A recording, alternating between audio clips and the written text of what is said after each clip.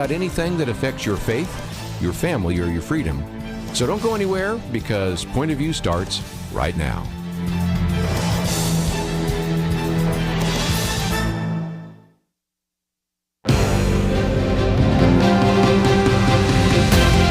Across America, live, this is Point of View.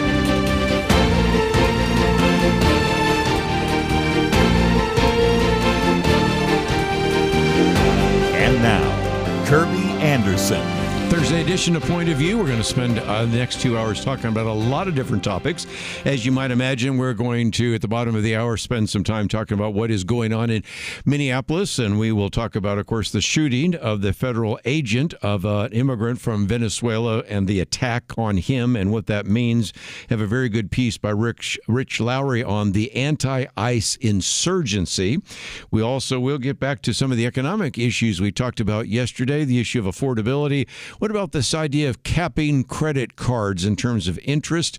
Before we're all done, since we'll be talking about that, we'll talk with, of course, about John Stossel's piece on the warmth of collectivism, which is a reference back to Zohran Mamdani, who is the current mayor of New York City. We have a lot to cover today, including next hour we'll be talking about a documentary, Amazing Grace, that you will certainly appreciate. So I hope you can join us for both hours. But in this first few segments, we bring to the microphone Josh Lewis. He has written a very good piece, Ben Sasse and the Path Not Taken. Many times we have talked about Ben Sasse. First interviewed him when he was a candidate. Knew about him even before that because the son of one of my colleagues was his roommate at Harvard before he went off to Oxford. The roommate actually is a professor at Harvard. Well, I'll get into that later.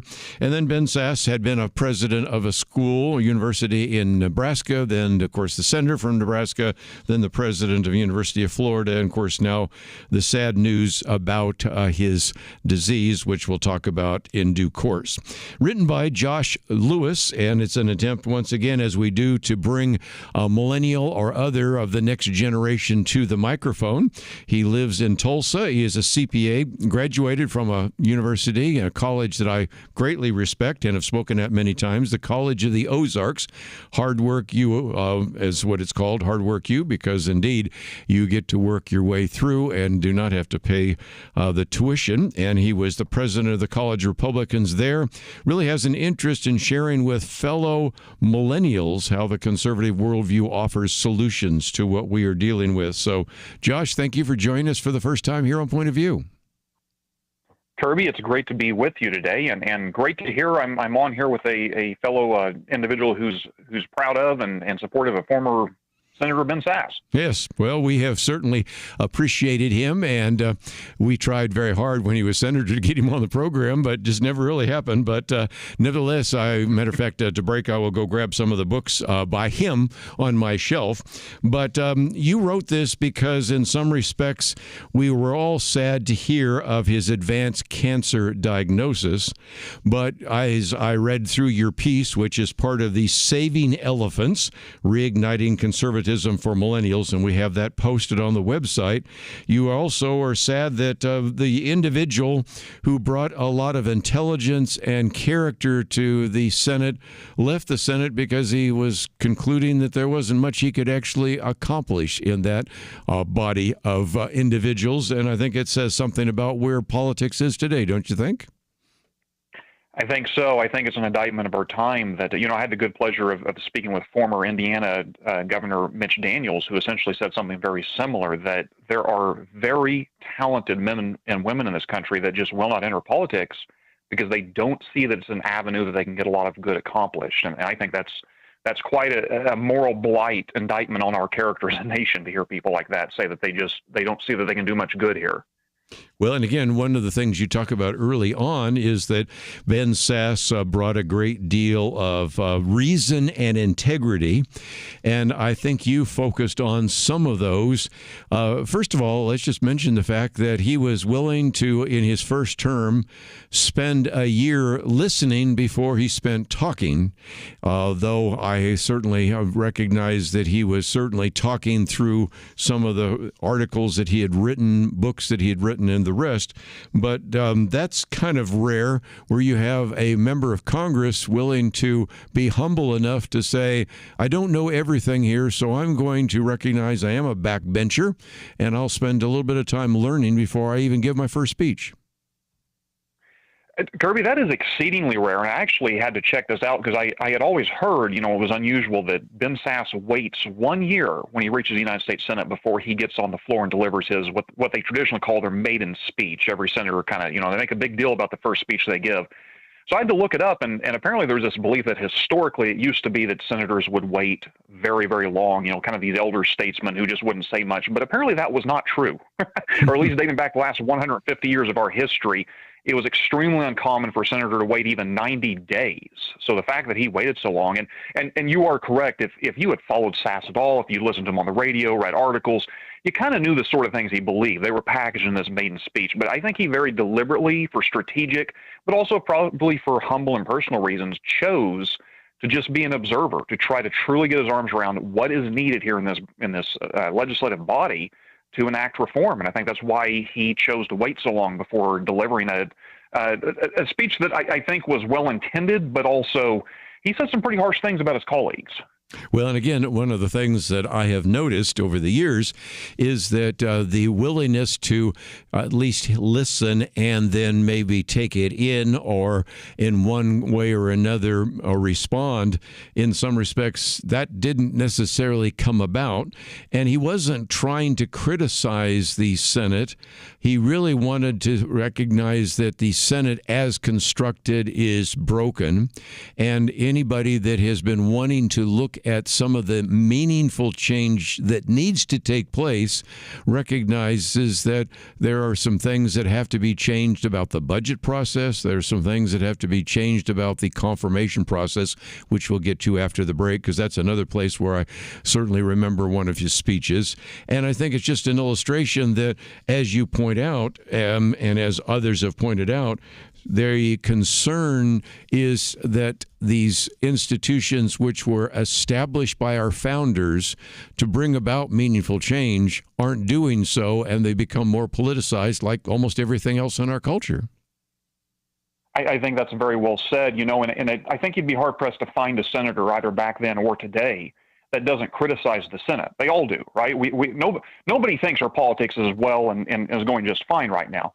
The difference was Sasse very carefully tried to lay out, okay, so what do we do about it? What are the necessary reforms that could actually change things for the better? And so, again, I want to take a break.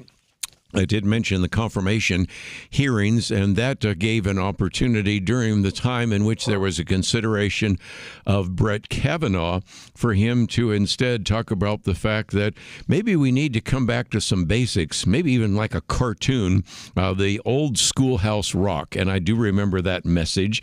I also remember his speech that was given after, of course, January 6th and a number of others. So we're talking about an individual that certainly is no longer in the Senate, will not be, and yet nevertheless I think is an illustration of what is wrong with the institution. And during the time in which we have a chance during these midterm elections to elect people of integrity, rationality, and common sense, maybe we can learn some lessons from that as well. Josh Lewis with us. We are privileged to have with him today. If you'd like to know more about him, you can click on his picture. You can click on the article and find out a little bit more about this whole blog post series that is being done right now to reignite those who are millennials to some of the conservative ideas we're talking about. We'll be right back.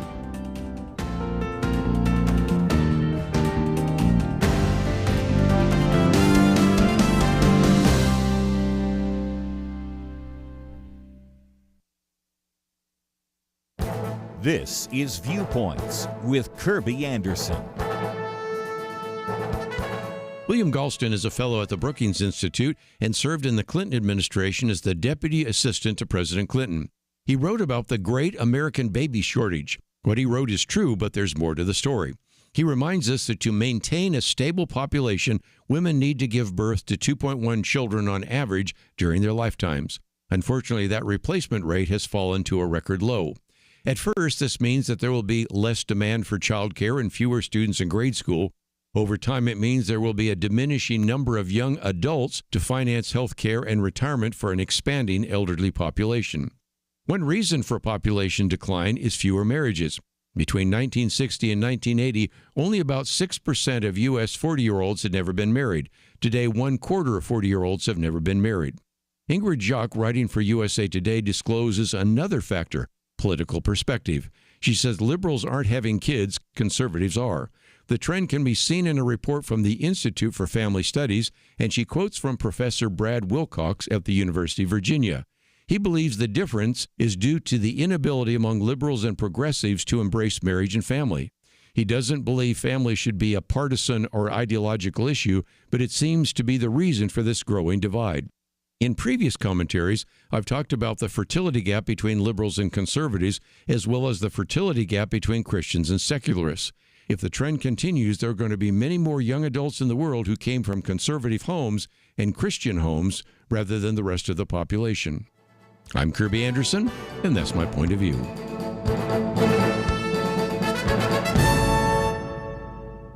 For a free copy of Kerby's booklet, A Biblical View on Critical Race Theory, go to viewpoints.info/CRT.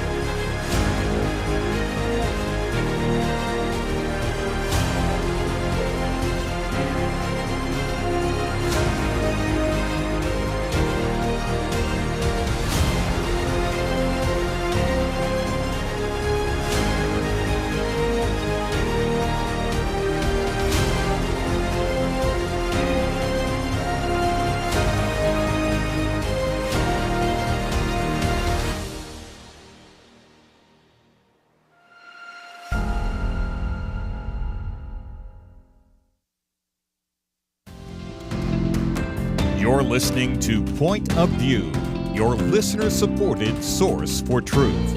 Back once again with Joshua Lewis. Let me just mention that under his picture we have savingelefantsblog.com, and that is an opportunity for you to read the blog, to listen to the podcast, to watch various video clips, even to subscribe. And so if you do that, there's an opportunity for you to see a number of different individuals that have written.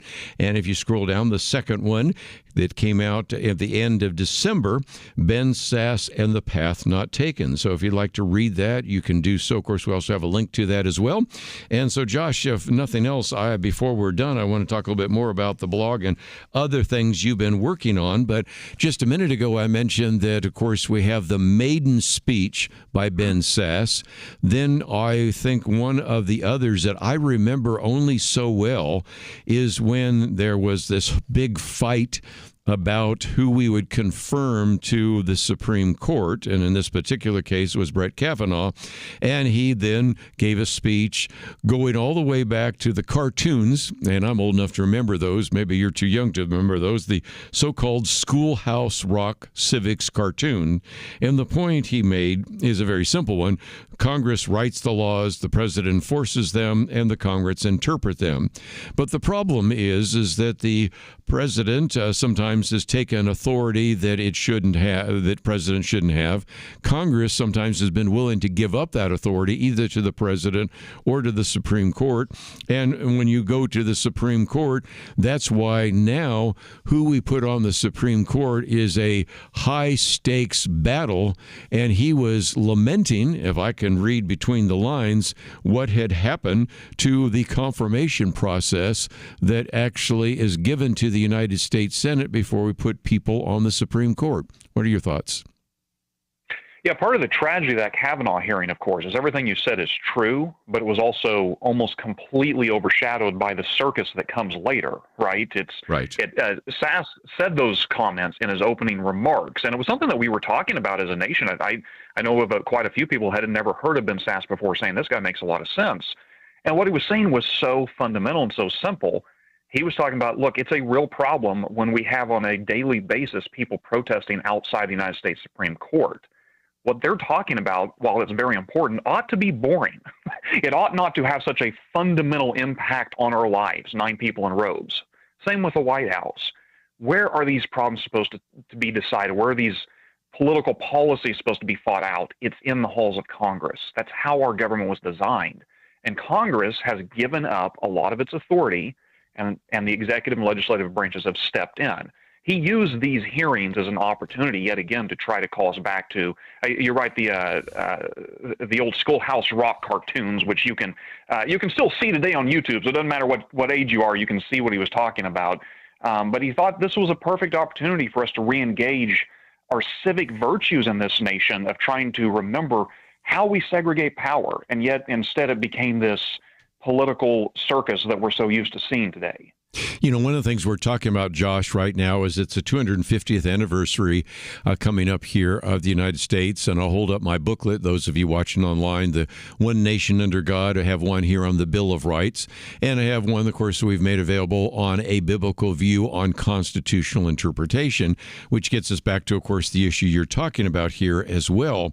And we've provided these because in some respects we need to have, and it's now going to be the responsibility of your generation and younger to say, didn't they have the right idea when they founded this country? We've obviously strayed from that dramatically, but is it possible to come back? And that's what I think certainly Senator Ben Sasse was saying. And that is, if we want to understand why the Senate is broken, maybe we need to go back and read the manual called the Constitution. Your thoughts? I think that's right. And I would go even further. I would say, let's just assume for the sake of argument, maybe the founders didn't have the right idea. I think a prudent and a very sensible viewpoint is to start first with, well, maybe we should figure out what that idea was.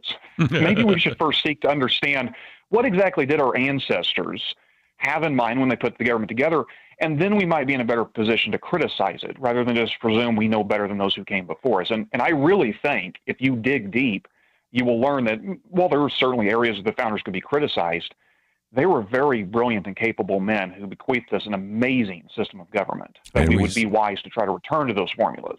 We did talk about a fair amount of that yesterday with Mark David Hall in terms of, was there a Christian foundation to this country? And again, we will come back to that time and time again. But to finish it off, I also remember the speech he had planned, and then, of course, January 6th just blew apart. So then he did afterwards give the speech, and that's when Bernie Sanders says, I don't even know what you're talking about. And in some respects, the speech would have been good if we hadn't had the riots. But the reality is, once again, he was wanting us to understand that once you start allowing any kind of variation in the traditions, and not all traditions are sacrosanct, but certainly the traditions from the Constitution that then in some cases are not written in the Constitution, but they're the rules of the Senate, the rules of the House of Representatives, the rules of our elections. Once you start crossing those, as he said, you're pointing a loaded gun at the heart of legitimate self-government. And as a result, we don't necessarily have the same kind of government that we did, say, when I was your age. And we certainly, if this trajectory plays out, are going to have even more problems in the future. So again, he was very prophetic, first in his social media post, and then even in his speech that he gave after the turmoil began to die down on January 6th. Prophetic, yes. He used that phrase, adults don't point a loaded gun, I believe, at the heart of democracy, if I've got it, or words to that effect. He said that days before the January 6th insurrection, when we had no way of knowing as a nation what exactly was going to happen. He was essentially, and he was not telling that to the American people so much as to his colleagues in the Senate, saying, look, I understand, and we can have a reasonable debate about this, but he was saying, I know that you don't actually believe Donald Trump lost this election, but you also think that you can score some political points with his base by essentially questioning the validity of the election results, and then there's no harm to it, what possible harm could come. And that's what he was referencing, that is a very dangerous game to play. It is something that, you know, what our democratic system, our small r republic system, it only works, self-government only works if the people govern themselves first. And we have to all participate in this in some capacity. And if we give up on that, it becomes nothing more than just a will to power, whichever majority can will itself over the minority.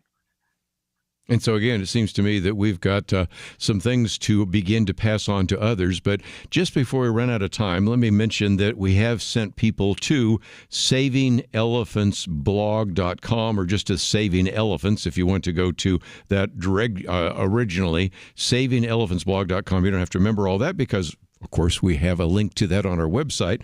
But talk about what you and others that are part of the voices there are trying to accomplish, because it's a website I think people might like to visit. Yeah, well, as a millennial, several years back when it looked like the right was embracing a more populist nationalist stance rather than classical conservatism, I was concerned. But I hopefully took a page from Ben Sasse, which was I spent a year or two just trying to educate myself. Well, what exactly is classical conservatism? So I went back and I read Edmund Burke and I read Russell Kirk and I read Roger Scruton. And I felt cheated, to be honest, because I kept thinking, these are such amazing, powerful arguments about human nature and the balance between order and liberty and how do we live together in constructive society. Why are we not talking about this more? A lot of our political discourse these days, in my view, is very exhausting, yes, and not very healthy to the soul. But there's a lot out there that really is. People of genius and integrity have had these arguments for centuries, and it's part of our privileges as Americans to be able to tap into this. Well, what did they say 200 years ago, and how could that relate to today? That's what we're trying to do at Saving Elephants. We really are trying to translate this in modern vernacular, these wonderful arguments that we just don't talk about enough these days. Well, let me just, before we go, say that there's some other posts there. 40 must-read books for the young conservative, 50 conservative thinkers, many of whom I've had a chance to interview and sometimes met even face-to-face. And yet, if you're younger, maybe you don't know who some of them are. So if nothing else, as an individual that spends his life as a CPA, I'm very impressed with some of the things that you've been reading and writing about. So I hope that you'll come back again and we'll talk about some of these other posts that you will be putting forward in the future. Thanks, Kerby. Happy to come back anytime. Going to take a break. When we come back, it's time to focus a little bit of time and attention on what's happening in Minneapolis. Then we'll get into some of the economic issues. Just next hour, I might even mention upcoming docudrama on Amazing Grace. Incredible story, of course, of John Newton, and we'll be talking about that in the second hour. So we, from time to time, like to point you to articles, books, movies, other things that will help you learn, and so that's what we'll be doing in the next hour. We come back, though, let's spend some time looking at some of the issues in the news. If we don't cover all of it, of course, we have our Friday weekend edition. That's coming up tomorrow.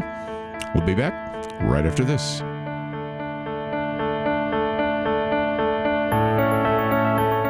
Have you ever met a child you knew would do great things? They displayed remarkable imagination, understanding, and a zest for learning. Now imagine someone takes that child and instead of fostering their potential with a real education, they feed them nothing but lies. You know, that scenario isn't so far from reality. From a young age, Americans are fed a consistent stream of distorted facts, from the secular indoctrination they receive in many public schools, to the biases presented as fact in many colleges and universities, to the barrage of misinformation from the mainstream media and the lack of moral grounding in our society. It's not that Americans aren't capable of understanding the truth, it's that they aren't exposed to it enough. You can expose more Americans to the truth when you give to Point of View, where listeners receive facts, perspective, and biblical truth they don't get from society. As long as we have truth, we have hope. Give today at pointofview.net or call 1-800-347-5151. Pointofview.net and 1-800-347-5151. Point of View will continue after this.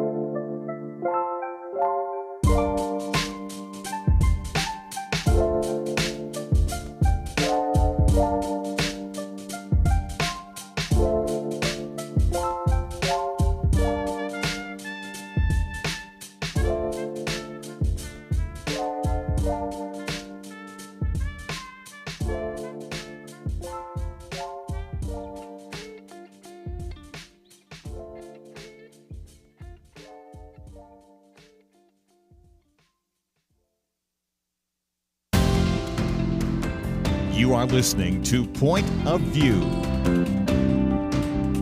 The opinions expressed on Point of View do not necessarily reflect the views of the management or staff of this station. And now, here again is Kerby Anderson. Back once again, if you would like to read some of the things I'm going to be quoting, they are the first, actually, this is the first article, and some of the others are other articles that we've posted at the website, pointofview.net.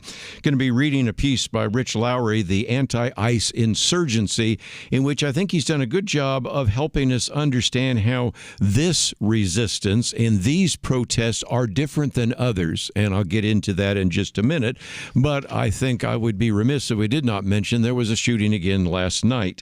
And I think it illustrates one of the points we make so often here at Point of View. Just because you read it in print, or just because you hear it on the radio, or just because you see it on television, maybe some of the very important facts are left out.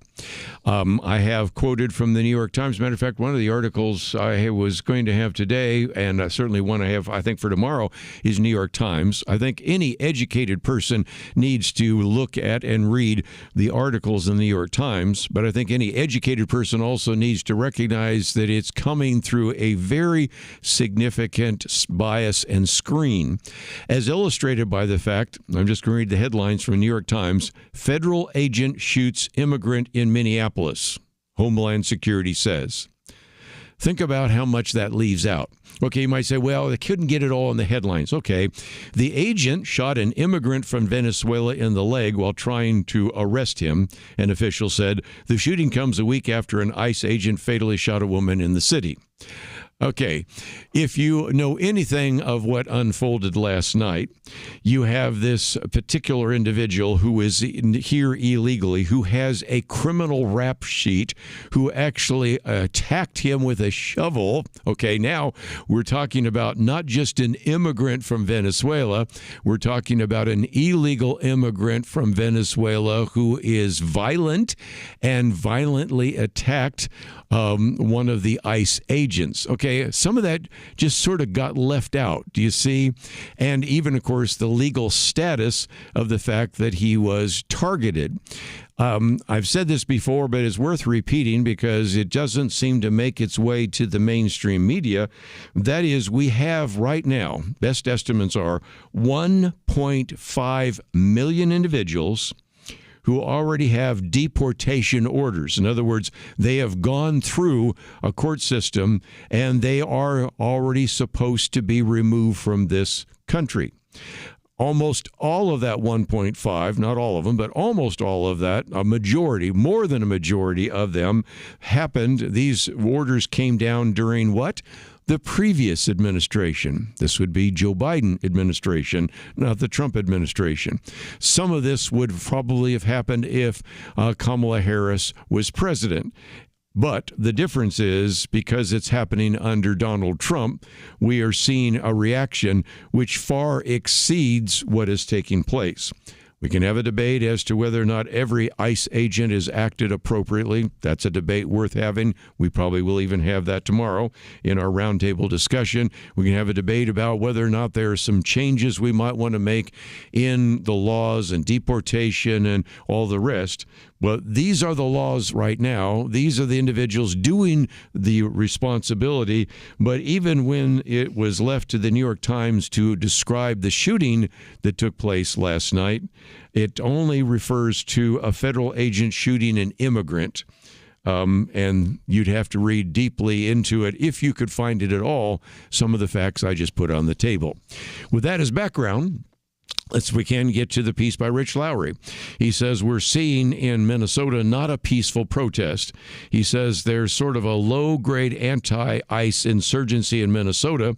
If we use the moniker that came from the press in the BLM riots of 2020, well, you could call this a mostly peaceful insurgency because, well, it doesn't involve guns and bombs.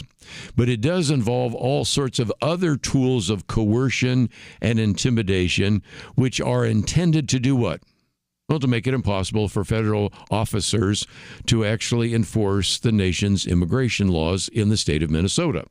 He goes on to say what makes the anti-ICE activity different from a conventional protest is that it seeks to interfere with law enforcement operations, and what makes it different from standard rioting is that it's semi-organized, and again, we've talked about the ICE Watch piece, and has a clear political goal. In some respects, it's different. Let's say you're out there protesting, with BLM. You're protesting the death of George Floyd, or whatever you might be. Maybe protesting the actions of Donald Trump, whatever it might be, in Venezuela, Iran, whatever.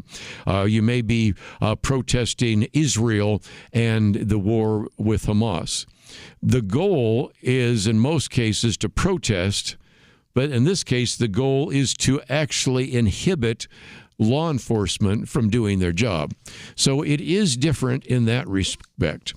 He goes on to say that the agitators seek most immediately to make it difficult or even impossible for ICE agents to do their job, and over the longer term to generate images that play into this idea of ICE overreach and thus undermine enforcement politically. Already, he says, progressives have made much of ICE agents being masked.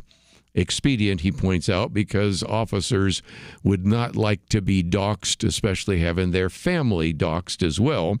So what the anti-ICE agitation itself is portraying as a sign of ICE's lack of legitimacy and justification. And of course, you've now had the governor of the state of Minnesota even saying, I want you to videotape all this because there will be prosecutions in the future. And again, I could go into the very inflammatory language, but let's keep on to this because I think Rich Lowry is on to the fact that this, even though it's a protest, it is a different kind of protest. And because of that, I think we have to maybe think about how this is going to play out in terms of future enforcement. He goes on to talk about the death of Renee Good, works the same fashion. She went out of her way to confront ICE and created the predicate for the tragedy, which has been used now to propagandize against ICE and mobilize more people to do what she did. Insurgencies feed off their martyrs. And you might remember we reported months ago that there were some that were saying, if we're going to get the attention of the American people, probably somebody's going to have to die. I mean, they didn't even say probably. Somebody's going to have to die. Because once you have a martyr, then you can point to that individual. And we've seen this with other protests and riots, and that is certainly the case. And so again, once you talk about this as being a murder, an execution, whatever it might be, then you can begin to use that effectively. Now, he does point out that even CNN has reported on these physical attempts to stop arrests. I thought it was very interesting. There was a video that you may have seen the other day in which there's a protester getting in the face of one of the CNN reporters while they were doing a live stand-up. And as soon as the reporter said, no, we're on your side, we're CNN, they go, oh, okay, and they backed off. Which shows whose side you're on. If you're Fox News, well, we're going to take you apart. But if you're CNN, okay, you're on our side, so we won't interrupt the broadcast right now, which I think tells you a lot about some of the bias taking place. Now, the point that many people are saying is no, these are just people trying to record the situation. They're legal observers is the euphemism being used here. And Rich Lowry has some fun with that. He said, if they are legal observers, then the Proud Boys at the Robert E. Lee statue in Charlottesville in 2017 were just historical preservationists, because obviously they're doing more than just recording the scene. They're interrupting and inhibiting the work that is being done by ICE agents. And again, he then reminds us that we have even had the governor of Minneapolis saying that these are our neighbors. We need to look out for them. We need to protect them. But then Rich Lowry says, in no other context would Mayor Fry be claiming this. If, say, the FBI arrests gangbangers in Minneapolis, It's not an assault on Twin Cities. In fact, it's just the opposite. As for neighbors, anyone arrested for any crime is somebody's neighbor. But oftentimes the neighbors that the activists are supposedly protecting are other activists who have gone out of their way to interfere with ICE and have been detained. And of course, the other, quote, neighbors are individuals with a rap sheet that is just a good illustration of why they should not be out on the street. So it concludes by simply saying this. Back on the first term of Donald Trump, they talked about the resistance, which included maybe some street protest. But now in Minnesota, resistance is a more apt phrase because they are literally trying to prevent individuals who are federal agents from arresting individuals who should be deported. And so they are resisting physically, and this is why some of this has taken place.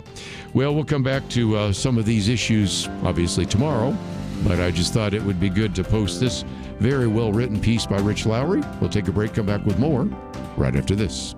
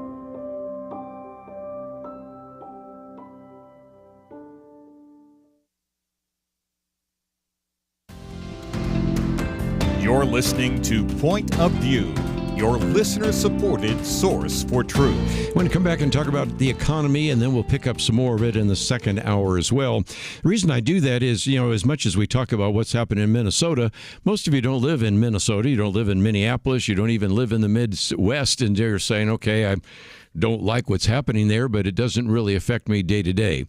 What I'm going to talk about now does affect you day to day, and that is prices and wages.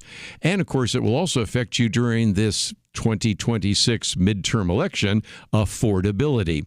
So I've posted a very good piece on the affordability problem in one chart. I've talked about this before, and whenever we've had our next generation roundtable, this is a topic that surfaces. As a matter of fact, tomorrow, one of my guests, Jeff Mateer, is closer to my age, but it's very clear that Aaron Smith is not, and even last week, Holly Randall's not, and we always want to have a younger person there because they're saying, I can't buy a house. The economy is not working for me.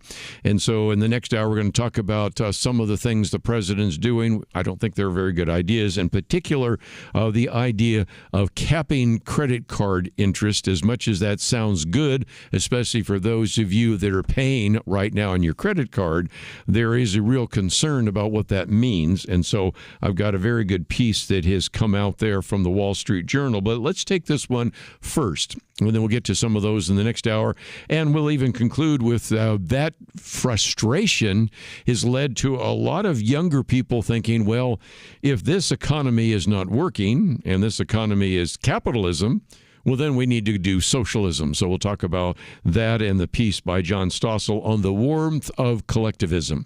But let's get into the issue of affordability, because this, I think, illustrates only so well what the problem is. And people have used an illustration. I've used it before. Let me explain it again. A K-shaped economy. And as a matter of fact, we'll get into that maybe in the next hour as well. What they mean is, think of the letter K. One part of the K letter goes up, one goes down. What's going up? Well, if you are an individual in Wall Street, stocks are going up. If you're an individual trying to pay for gas and groceries and your mortgage or your rent, it seems to be going down. And again, let's give credit to the Wall Street Journal. Since they're writing from the Wall Street, they could have ignored this, but they didn't. They say President Trump keeps telling Americans they've never had it better, even as polls show Americans are still worried about keeping up with rising prices. Now, they don't go into the fact that the cost of energy is going down. Even house prices seem to be dropping a little bit. But that's perception versus reality, too, because if people are convinced that the economy is going the wrong direction, they might want to punish some of the individuals in Congress right now during the midterms. But anyway, they go on to say that two reports from the Labor Department on prices and wages help explain Donald Trump, President Trump's political problem. They show the two sides of the affordability coin. Are you with me? The first, prices. Consumer Price Index, again, it's something that is a little bit fuzzy, but we'll use it for the moment. The Consumer Price Index came in somewhat hotter than expected, with an increase of 0.3% in December, 2.7% over the past 12 months. So overall, inflation isn't rising, but it also isn't coming down. And so you can see that cost of some goods went up, and sometimes it's shelter, medical care, and things of that nature. And yet you have also a few things. Housing costs have eased in the recent months. But the bottom line is that you see that lower income and middle income Americans spend a larger share of their paychecks on energy, food, and housing. So they're feeling the effect of inflation more than others. Now, if you go to this article, it's our second article there. The title of this is The Affordability Problem in One Chart. You've heard me say this more than once. They always say a picture is worth 1,000 words. I think sometimes a graph or a chart is worth 1,000 words, because what it shows is, as you look at hourly wages, average hourly earnings during the year of 2025, from January to December, you see that something we've said on this program many times before, and that is, although the prices keep going up, the wages don't keep up with that. And so, again, as they said, there's two sides to the affordability coin. I've talked about the prices going up, but the other side of affordability is what people earn.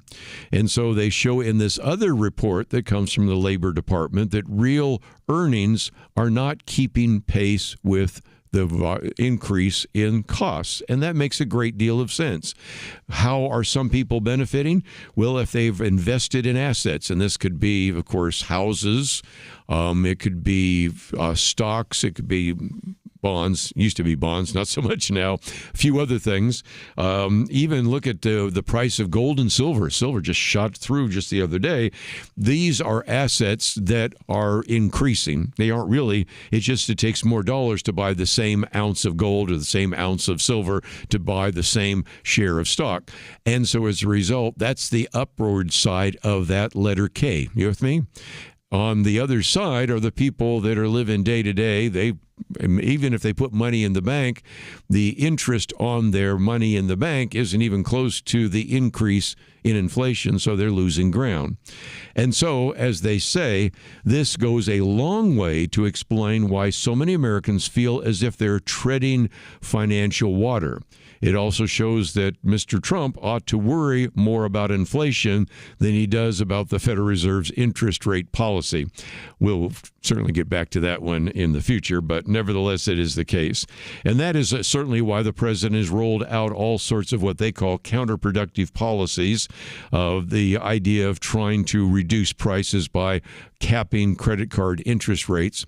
If I had another segment before we talked about our guest in the next hour, I would get to that. We'll get to it by the end of the program here today.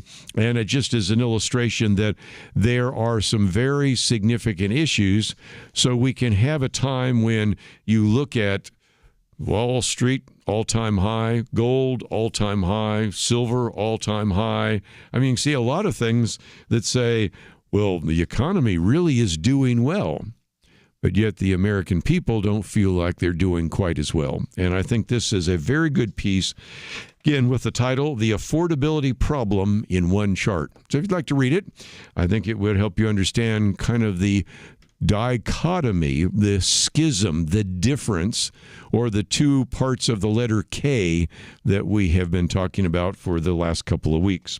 Let's take a break, though. When we come back, we're going to spend some time talking about this docudrama, Amazing Grace. Incredible story of John Newton. Maybe you've seen the movie years ago that was the dramatic rendition of Amazing Grace, but I thought you'd appreciate knowing about this one as well. And we'll be talking with David Wollen about that. But if you go to our website, you will see that we still have My Viewpoints commentary today. We have fewer babies being born, and what does that mean? The Take Action item, which we've mentioned over the last couple of days, the FACE Act Repeal Act of 2025, as well as many of the articles I've posted for you to read today. So I hope you'll take the time to go to the website, pointofview.net. And as you go there, I hope you'll also consider what you might do to support this ministry. As I mentioned the other day, still have a little bit of match money on the table. So if you've been thinking, well, I'd like to give to Point of View, I appreciate some of the things you are covering, and I would love to do it at a time when my dollar is a dollar for dollar match. So it turns out we still have some of that on the table, so you can click on that button that says Give Now. If you'd like to find some of the articles we've mentioned, they're there as well. And don't forget, of course, you can sign up for our Pray for America newsletter that comes out once a week. We have the Point of View highlights on Spotify, so there's just lots that you can find at the website, pointofview.net. We'll take a break, come back and talk about Amazing Grace right after this. It was not that long ago that censorship appeared to be almost inevitable. Free speech was being attacked and strangled in many places. And some of us wondered if this was the end. But now, many feel a new sense of hope, a chance for a fresh dawn. Let me caution you. Now is not the time to relax. It's a time to press forward, to use this fresh opportunity to proclaim and learn how to apply truth to current issues.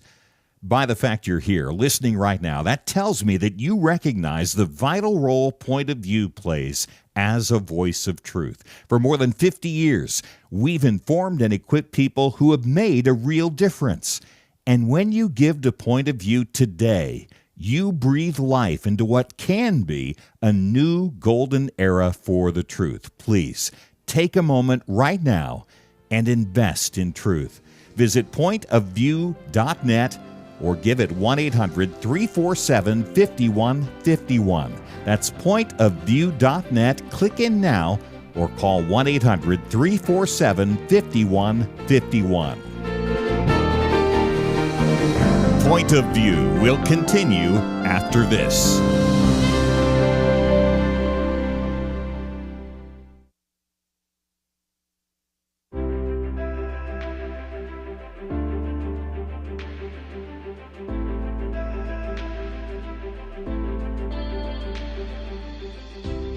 Thank you, Kerby. I really appreciate your program. You cover a lot of issues that a lot of us think about, I'm sure. And this is the first time I've ever called in, so I appreciate your input, too. Oh, I thank God for what you're doing on Point of View. You guys have more influence across this country than I believe any of them in terms of tackling the issues and getting the truth out to Americans. It's getting to the point where truth just is bottled up on every hand. Every time you turn around, there's another big bottleneck against truth. I hope your listeners realize what Point of View is doing and supports Point of View in every possible way you can. You know, I can't go to Washington. I can't do those things, so the only way that I can help is the way that God has provided for me and to give some of that back to you guys. So, like you said, partnering with Point of View because, you know, you can't do it alone. Thank you very much for what you guys do. Believe me, it's a needed thing, and I just hope everybody certainly would get on the bandwagon with you. Point of View Radio Talk Show.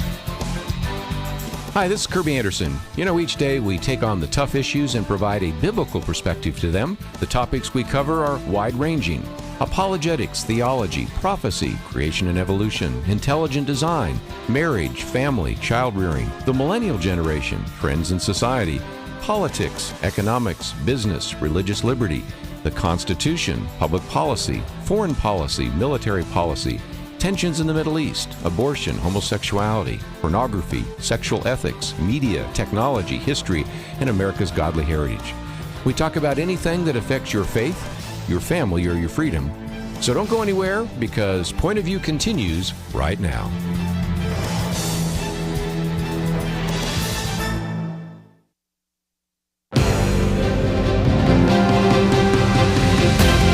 Across America, live.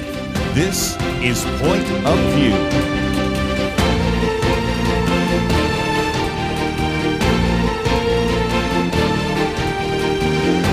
And now, Kerby Anderson. Second hour today, we're going to spend some time for a while talking about Amazing Grace, and we'll get back to some of the issues in the news. And if you think about the song Amazing Grace, written in 1772 by John Newton, how many millions of people have sung that and don't even know the backstory of John Newton? And of course, when we talk about Amazing Grace, there was a film a number of years ago, which we certainly did recommend, but it spent more time really talking about William Wilberforce than John Newton. And that's why we're just excited to talk about this docudrama that will educate you about this story, the incredible story of a slave trader turned abolitionist, all the various twists and turns of his life. We'll get into that in more detail in just a minute. And if you want to know more about that, we have a link to it on the website. Matter of fact, one called exploringamazinggrace.com. We have that up there, but all sorts of other resources as well. To help us out, we talk now with the president of Haven Ministries, actually the fifth. When we think about Haven, we think Haven and Rest for those of us that are older, Paul Myers and Ray Ortland, and more recently Charles Morris. But Dave Wollen is the current host and president of Haven Ministries, individual that has created and voiced the short feature Anchor Today.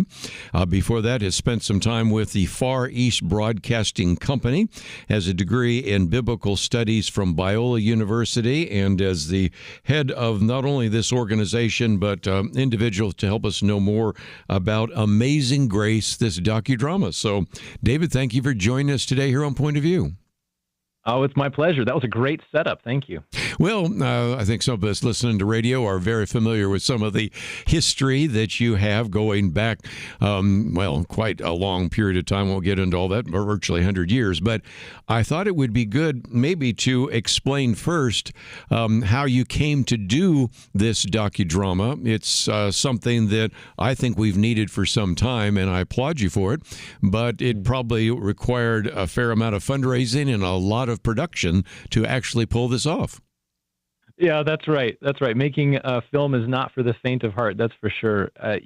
Honestly, we have to just credit the Lord for bringing it about. It began with a friendship between my predecessor, Charles Morris, who you mentioned, and a dear friend of his, Dr. Bruce Hindmarsh, who is the world's leading expert on John Newton. Yes. Oxford educated, and he is a very strong believer.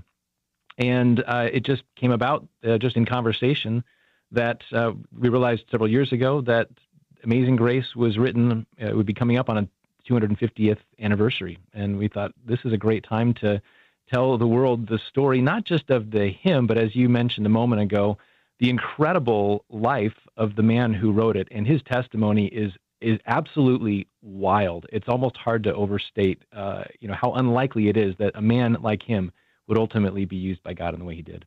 Well, and just the other day, we talked about the fact that we are coming up to and now are in the 500th anniversary of William Tyndale, the first English translation. A couple of years ago, we talked about the 500th anniversary of course, Martin Luther nailing the 95 Theses on the Wittenberg door.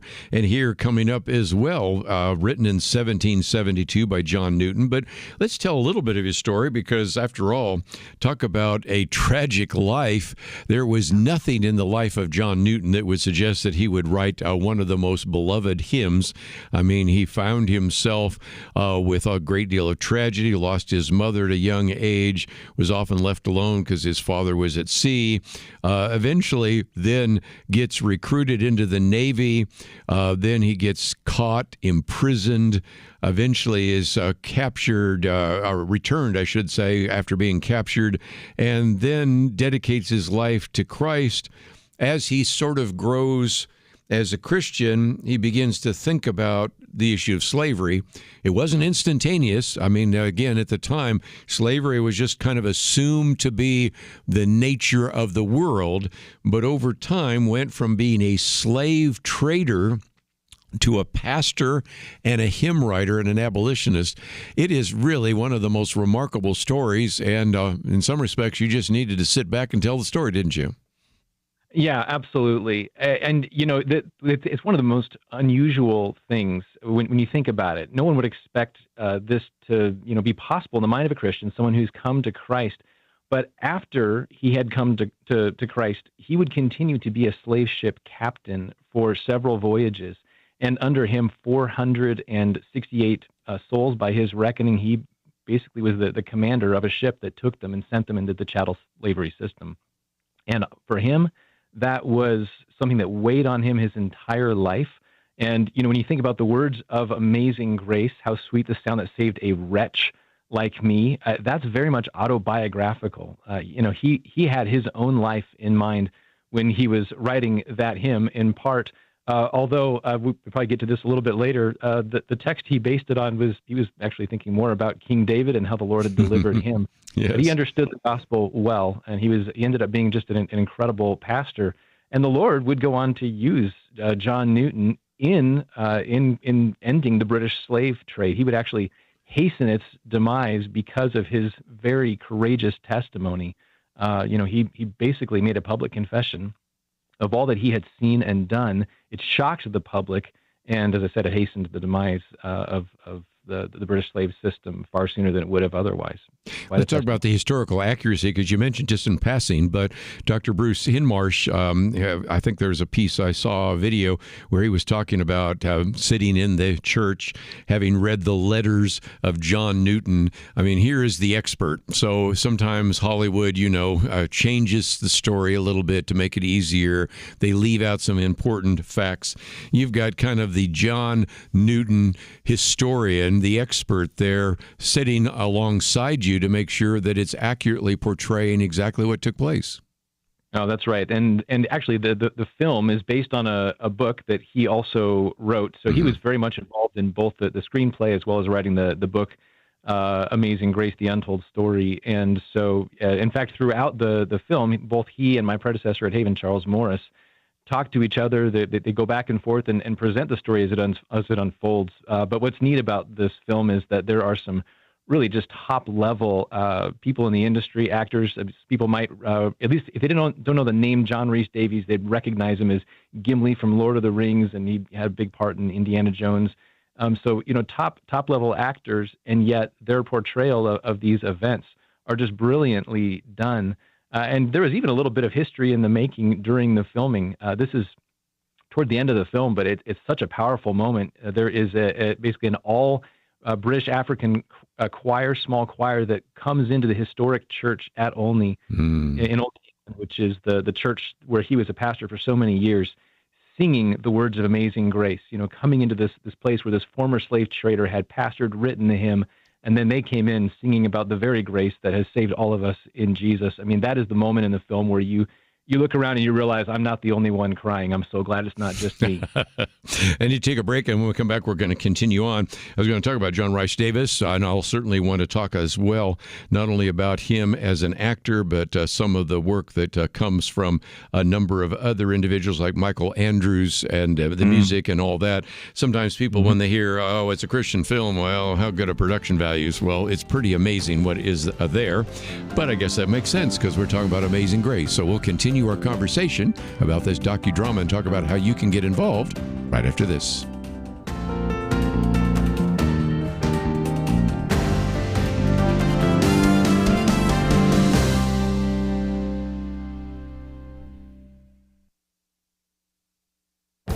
This is Viewpoints with Kerby Anderson. William Galston is a fellow at the Brookings Institute and served in the Clinton administration as the deputy assistant to President Clinton. He wrote about the great American baby shortage. What he wrote is true, but there's more to the story. He reminds us that to maintain a stable population, women need to give birth to 2.1 children on average during their lifetimes.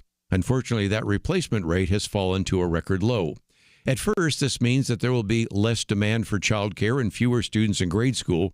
Over time, it means there will be a diminishing number of young adults to finance health care and retirement for an expanding elderly population. One reason for population decline is fewer marriages. Between 1960 and 1980, only about 6% of U.S. 40-year-olds had never been married. Today, 1/4 of 40-year-olds have never been married. Ingrid Jock, writing for USA Today, discloses another factor, political perspective. She says liberals aren't having kids, conservatives are. The trend can be seen in a report from the Institute for Family Studies, and she quotes from Professor Brad Wilcox at the University of Virginia.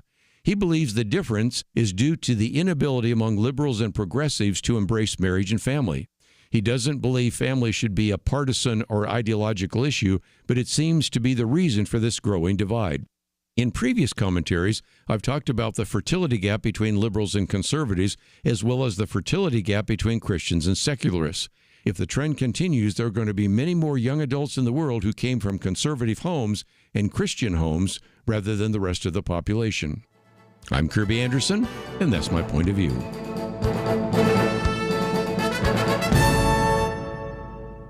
For a free copy of Kerby's booklet, A Biblical View on Critical Race Theory, go to viewpoints.info/CRT.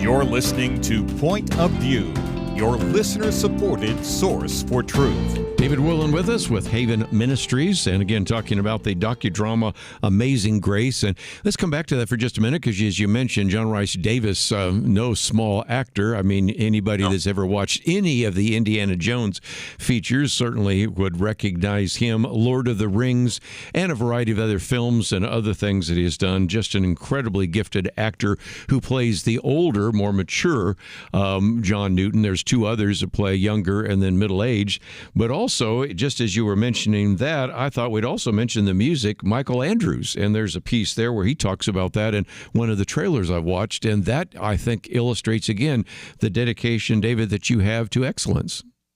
Oh, that's right. We're so just blessed by the Lord to be able to work with people of such talent, and he brought it to us.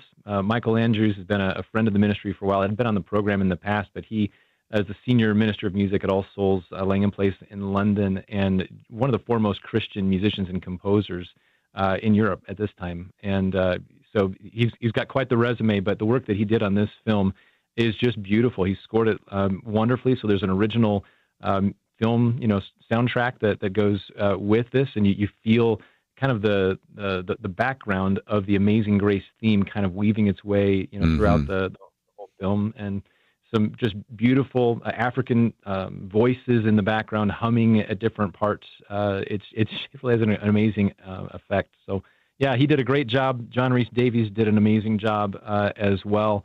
And that was one that really we had no idea. The filming was already started in England when the Lord brought him into the equation. So, yeah, we're really grateful. I might just mention, as you go to the website, you're going to see the story, the cast, videos, all that. Spiritual help. And I remember the first time I saw that, I said, why do they have that there? Well, then you pop it open. It says, how can I find grace? After you're talking about this, what is Christianity? What do I need to know God, and how to respond, and those kinds of things. This is an opportunity that, even though it is, of course, an incredible story, it can be just a great evangelistic or even pre-evangelistic opportunity that individuals listening to this and watching this might be able to use in some significant way. Well, that's right. And I'm glad you brought that up. That actually is what was the desire of the making of this film. We desired it to be evangelistic. And in fact, it's very different from what we normally do. Like on Haven today, we're very gospel forward, always talking about Jesus right up in front of everything. But we knew that this kind of a story would really capture people's attention who are outside of the church. We thought, how can we present this story, which is so captivating and it draws you in, especially because of the topic, but how can we draw them into the story and then, as the story unfolds, show what the grace of Jesus really is and how it could transform a person like John Newton. And so it develops, slowly and organically as the story proceeds. But then at the end, there is an invitation to come to Christ, and so that's always part of it wherever it's seen, and we're grateful that we were able to do that, and we're praying that the Lord will bring many, many, many people to see this who don't yet know Jesus. Well, again, David, let's, if we can, talk about how to get involved. We have a listening audience that are quite activist in many ways. First of all, if people say, well, I would like to buy the DVD, or I'd like to buy the book, or maybe I'd even like to get the whole study, that's one option.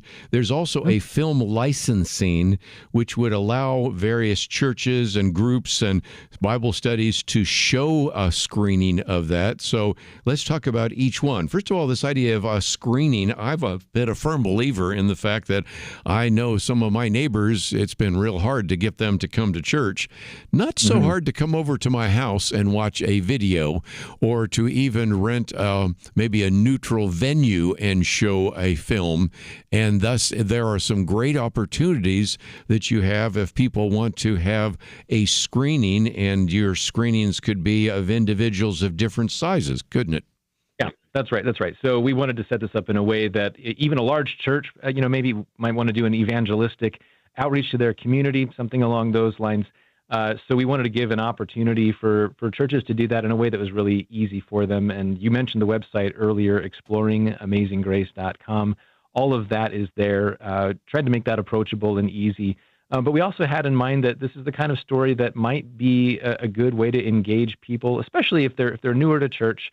This would be an opportunity to engage maybe in a Sunday school series or something like that. So there's actually a supplementary multi-episode study that can be done in a venue like that alongside the movie, that really invites you to reflect on various passages of Scripture, but then take a look at the theme and how God, His amazing grace, is what ultimately saves people. It's not of our works, it's of His grace. And so it's a great way to engage the film in that way. Let's talk about that for just a minute, because people can say, well, get the film, a DVD, get the book, or I can get the whole package that you have available. And so you have a 12-week study, which could unfold after showing the film, as people have access to the book if they'd like to, and those kinds of things. So that's an ongoing opportunity, isn't it? Yeah, absolutely it is. We'll be around for a long time, and this will be on Amazon. We're praying this will be like a slow burn, and that it'll continue to gather some steam. Some of the great films do that. And Kerby, I should have mentioned this earlier on. I totally forgot. You were talking about quality. Yes. So I'm sure your audience is familiar with the Chosen series, and which has had such an impact. Well, the big partner on that series is Kappa Studios, which is the studio that we produced this film through, and they did all of the sound and took a big part of the directing aspect of it as well. And we're grateful for that, because they did a far better job than we would have left to ourselves. So again, I think there's just some great resources. I might also point out that when I've typed in, I found other clips and things of that nature. So even though we have people going to one section, you can, of course, find the media kit and a few other things, but we've given you just about everything you would need to know. And I think, if nothing else, this is going to be just a great opportunity to reach out. There is also a place where they feature you and Charles Morris and Dr. Heinmarsh and a number of others, as well as, of course, the various casts. So I think if people are thinking this would be something that would be a great outreach, virtually everybody knows the music, Amazing Grace. Very few people know the story of John Newton, and this is a great way to connect the two, and I think it's just a great opportunity. So I appreciate, of course, the great work that you've done all those years at Haven Ministries, and if nothing else, I'm so grateful that you actually put this together. Any final comments you might make before we let you go? It's a love story. It's an adventure. It's a prodigal story. It's a story of grace. It draws people in, and it really captures your heart by the time you're done of it. It really shows you Jesus. You know, if you had written the story of John Newton as a fiction, I'm not sure Hollywood would accept it. They say this is just a bit too much. And yet it's the actual story of John Newton. And it's an incredible story. And I just give you high praise for putting together the docudrama. And I encourage people to find out more by going to our website, pointofview.net, or you can go directly to exploringamazinggrace.com. Either way, you'll find all that you need. David, thank you for your service over there at Haven Ministries, and thank you for joining us today here on Point of View. Thank you. Let's, if we can, take a break. As I mentioned before, you may have seen the film Amazing Grace many years ago, and we've even talked about that with Eric Metaxas because he was asked to write the book Amazing Grace to go with that. It was a great story, and one I highly recommend, about William Wilberforce. John Newton appears a little bit, but this is the whole story about John Newton, and in some respects, it is, I think, a great piece that you would enjoy and appreciate. And again, how many people we know sing Amazing Grace and maybe don't know any of the backstory, and it is an incredible story. So did want you to know about that as well. We come back from the break. Let's get back into some of those issues. Okay, I will talk about some of the economic issues, and in particular, the idea of trying to cap credit card interest. Sounds good until you start realizing what that's going to mean. So I've got an article there. And then that sort of brings us into some of the attempts by individuals, including even a lot of socialists, to control our economy. So a very good piece that we have by John Stossel on the warmth of collectivism. That's a phrase, of course, that came from Zoran Mamdani. Replace the frigidity of rugged individualism with the warmth of collectivism. So we'll talk a little bit about socialism and why is it at a time when we have so many failures of socialism that we have mayors in New York City, Seattle, and other places that are socialists. So we'll get into that as well. If you find yourself wanting to know a little bit more about some of the things we've covered so far, they are available on our website, pointofview.net. I hope you'll go there and click on some of those buttons. Maybe even think about clicking on the button that says Give Now, since we did mention we've had a match. We are going to take a break, though, and we'll be back right after this. In 19th century London, two towering historical figures did battle, not with guns and bombs, but words and ideas. London was home to Karl Marx, the father of communism, and legendary Baptist preacher Charles Spurgeon. London was in many ways the center of the world, economically, militarily, and intellectually. Marx sought to destroy religion, the family, and everything the Bible supports. Spurgeon stood against him, warning of socialism's dangers. Spurgeon understood Christianity is not just religious truth, it is truth for all of life. Where do you find men with that kind of wisdom to stand against darkness today? Get the light you need on today's most pressing issues delivered to your inbox when you sign up for the Viewpoints commentary at pointofview.net/signup. Every weekday in less than 2 minutes, you'll learn how to be a person of light to stand against darkness in our time. It's free, so visit pointofview.net/signup right now. pointofview.net/signup. Point of View will continue after this.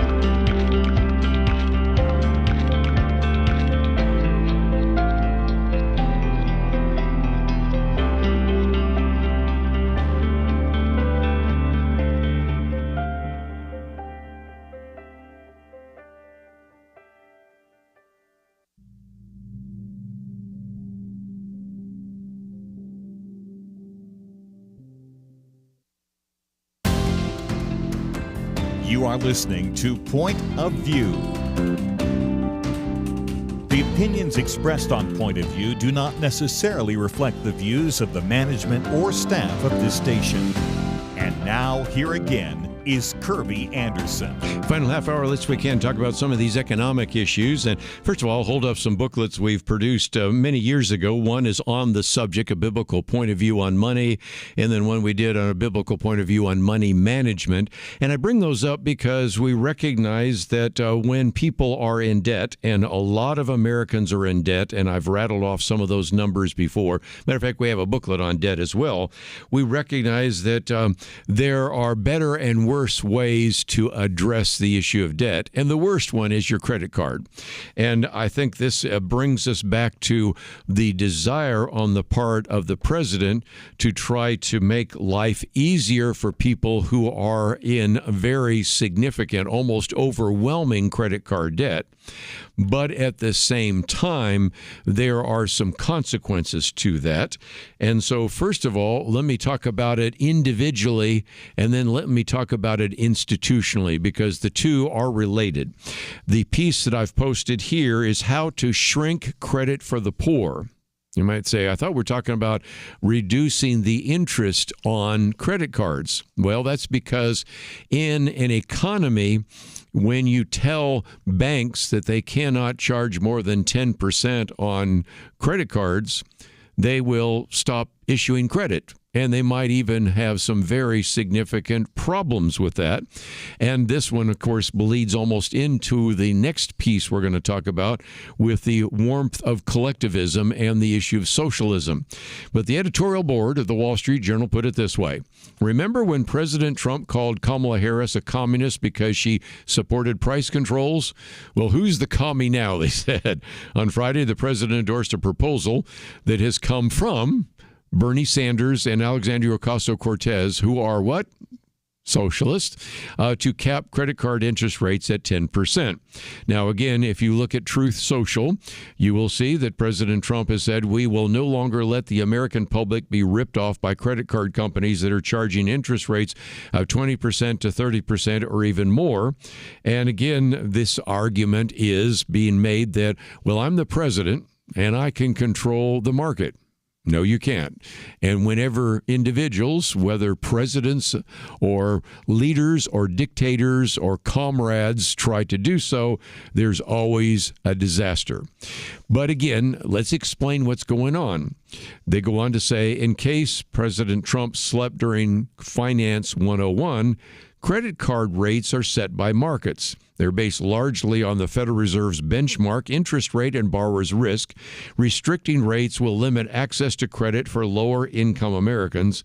That's what price controls do. They limit supply. So let's get some details in there so you know a little bit more. We talked about this the other day from David Wollen, who's been on the program a couple of times. David Wollen, I think, probably is very supportive of President Trump, but he thinks this is a really bad idea. So do most Republicans. So it's kind of interesting to see this statement unfolding right before our very eyes. But let's get into it, because first of all, the editors of the Wall Street Journal say, quote, there's no evidence credit card companies are exploiting consumers. The average annual percentage rate, the APR, rose to 24.9% from 19.3% between 2021 and 2024 as the Fed raised interest rates to control inflation. Now, the APR has trickled down a little bit to 23.8 after the Fed cut rates. But again, rates on credit cards are higher than on auto and home loans because they aren't secured by property. You've got to understand this. If you default on your mortgage, we could take your house. If you default on your car, they will come and take your car back. But with credit cards, we don't have that. Consumers who are pinched typically stop paying credit card bills before they do stop paying mortgages and auto loans, so that's another issue there as well. And if you want the numbers, and this article goes into that, about 12%, actually more than 12% of credit card balances are severely delinquent, and were delinquent in the last year's third quarter. So again, this feels like and looks a little bit like what it did during the 2008-2009 recession. recognize that, again, some people aren't even paying the interest on their credit card right now, much less paying off their credit cards. And guess who holds the bag? Well, that's the banks. That's why those interest rates are higher. Now, you might say, well, if they are ripping people off, then isn't there a market opportunity for somebody to come in and undercut them? And if you've ever listened to this program any length of time, you might remember that oftentimes we would bring James Paris in here, and James Paris would talk about places where you could get credit cards for a lower rate. And some of those are, as you'll find out in a minute, in places like Arkansas, because there are some various caps already that exist there. But that's not going to work very well ultimately for the nation, because as they go on to say, capping rates at 10% would inevitably force issuers to slash rewards and curtail credit. And we certainly have seen some of this taking place in a couple of other states. When lower income Americans are regulated out of the credit card market, what happens? Well, they turn to things like payday loans or even loan sharks, and that is not a good idea. So again, we can see that even though this might be done to try to help individuals that are dealing with outstanding credit card balances, it is not going to be helpful for certainly the economy, and I think ultimately is not going to be helpful for the individuals, because if you tell a credit card company they can't charge more than 10%, they're going to say, we can't make ends meet, so we'll just stop issuing credit cards. We'll just stop issuing credit. And that's going to hurt people even more. Now, that's the individual. Let's talk about the collective, because at the same time, I won't get into this in much detail, we already are starting to see cracks that are appearing at the nation's largest banks. And I'm again now in this case quoting from the New York Times, because of the research that they have been able to do for this last year. The Wall Street's dominant theme, as we've talked about, has been this K-shaped economy in which the well-to-do are doing well, as while the lower income earners are struggling. But this week, you have the largest banks reporting a disappointing set of quarterly earnings. And we're talking about Bank of America, Citibank, JP Morgan Chase, and Wells Fargo all fell short of expectations, and their shares have fallen. Now, there's a couple reasons for that. One is lower than expected profits, in part because of mortgage lending being relatively weak, because we've had slow housing market. And so that's been one issue. The other has been what is called the Trump effect. When Donald Trump says something on Trump Social or Truth Social, or when Donald Trump says something from the Oval Office, now the fear of him trying to implement a 10% cap on credit card interest has caused a lot of banks to be very upset about that. I'll just quote one from JP Morgan chief financial officer, said that if indeed that cap went through, it would obviously be bad for us. So certainly the Trump effect is part of it. The other, which is kind of interesting, is the possible impact of AI, artificial intelligence. Right now, Wall Street has been really eager to lend into the AI boom, but at the same time, they've wondered how effective that's going to be. And at the same time, they've been using AI, and they found out that it wasn't quite as popular as they thought it would be. I'll just quote from one. Bank of America has what is called the virtual financial assistant. This would be to help consumers make choices and all the rest. And it just hasn't quite turned out to be quite as popular as they thought it was. Now, the last point that comes from our friends at the New York Times is the sky is not falling, but there are certainly some major banks, and again, I'll mention Bank of America, Citibank, JP Morgan Chase, and Wells Fargo, all had their shares fall, and that's because their profits and their benefits and their expectations fell short. And that is certainly the case. So they're hoping that, again, there will be a rebound. But nevertheless, it just is a reminder that many times when people want to address some of these economic issues, again, money management and money and even debt, those issues certainly can actually backfire, and there are oftentimes, as we've pointed out on Point of View, the unintended consequences. In this case, we know what the consequences are. Bernie Sanders, Alexandria Ocasio-Cortez, and Donald Trump. Didn't think I'd put the three of them in the same category, but when you seek to try to fix prices on credit cards, when you put a cap on credit cards, not going to work out well in the long run for the banks. It's not going to work out very well in the long run for the people that depend on credit, especially some in the lower income categories. So another issue we've talked about here on Point of View. Come back and talk about socialism right after this.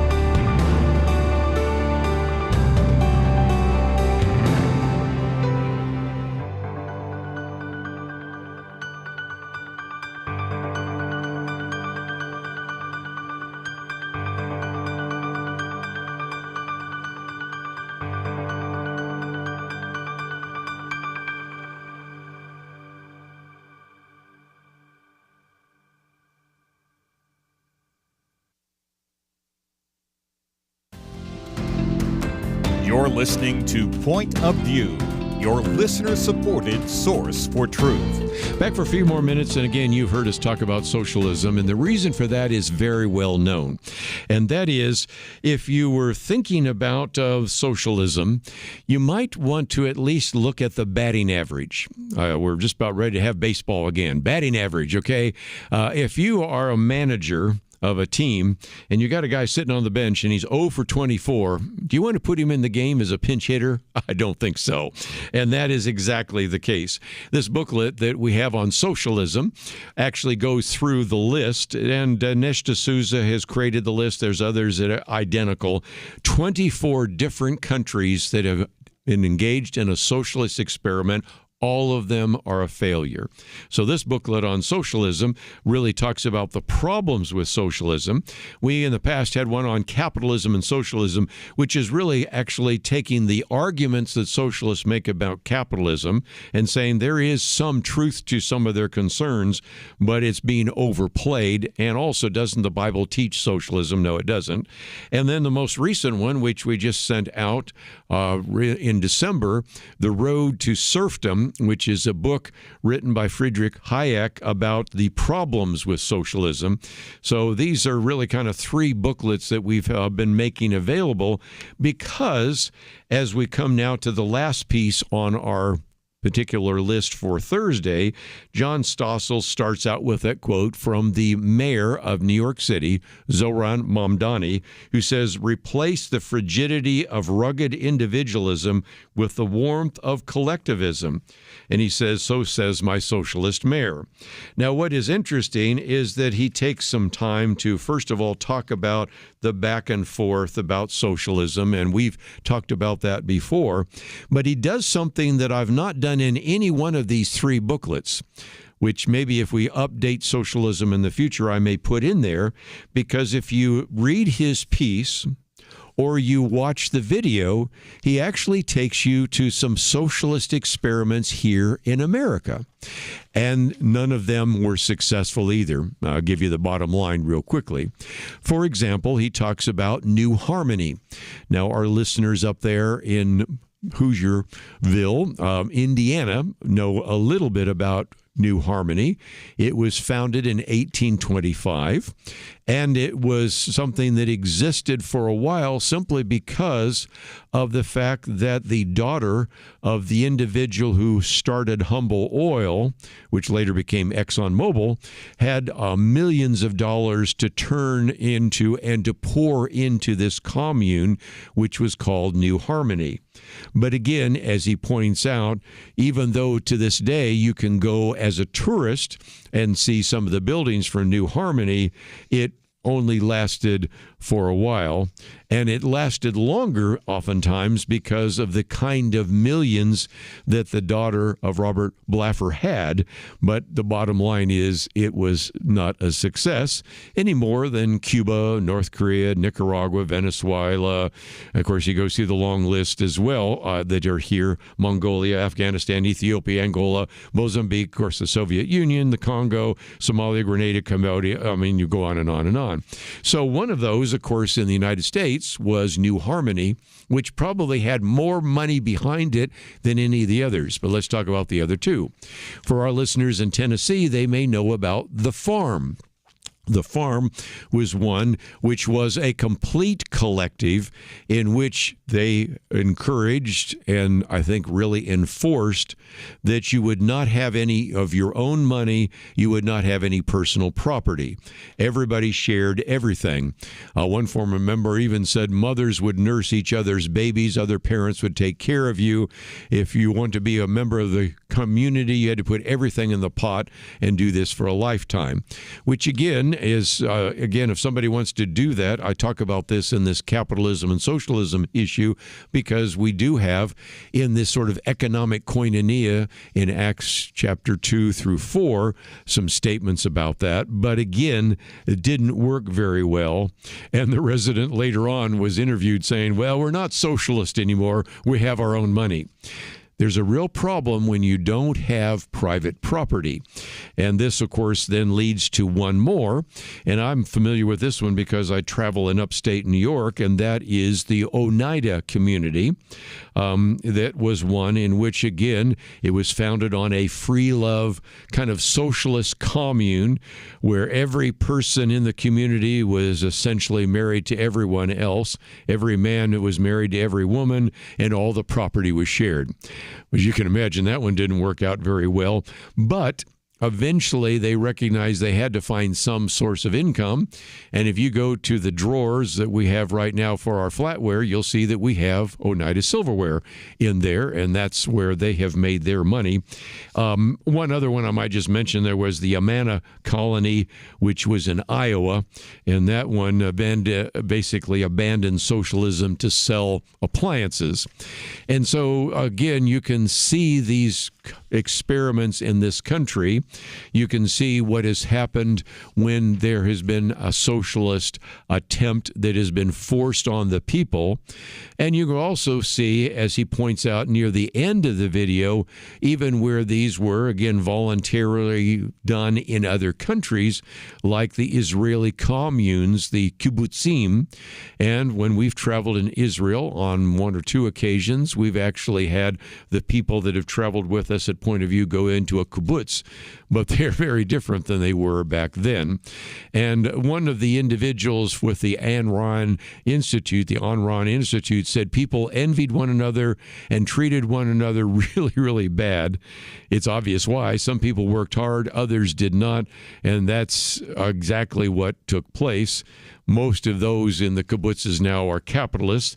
And, of course, we have always, during Thanksgiving, talked about another socialist experiment, and that's what, of course, happened when the Plymouth colony, which originally was required to hold everything in common.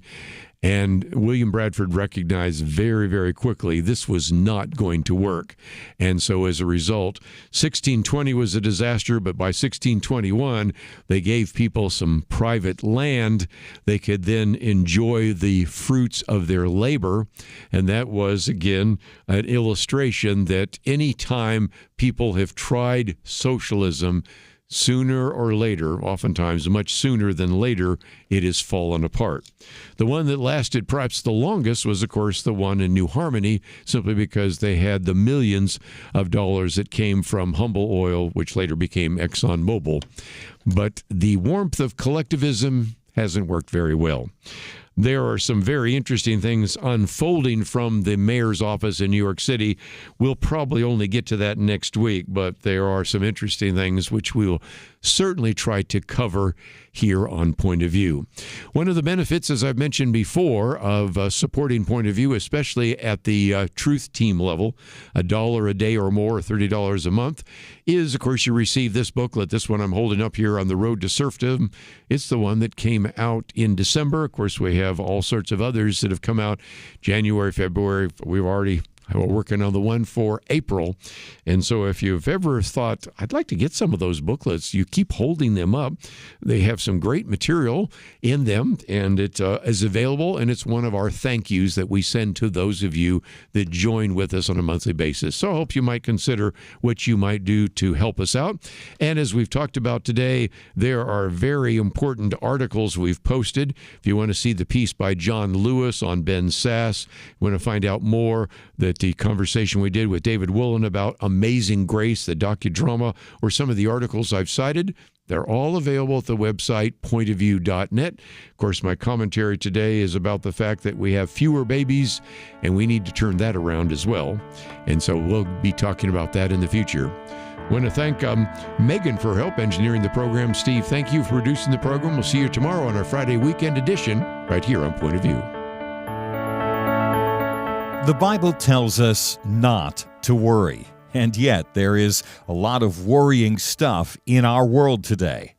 Thankfully, the Bible doesn't stop at telling us not to worry. God gives us a next step. He says we need to pray. But sometimes even knowing what to pray can be difficult. And that is why Point of View has relaunched our Pray for America movement, a series of weekly emails to guide you in prayer for our nation. Each week, you'll receive a brief update about a current issue affecting Americans, along with a written prayer that you can easily share with others. We'll also include a short free resource for you in each email so you can learn more about the issue at hand. Will you commit to pray for America? Go to pointofview.net. Click on the Pray for America banner at the top of the page to subscribe. Again, that's pointofview.net. pointofview.net, click on the Pray for America banner. Let's pray together for God to make a difference in America. Point of View is produced by Point of View Ministries.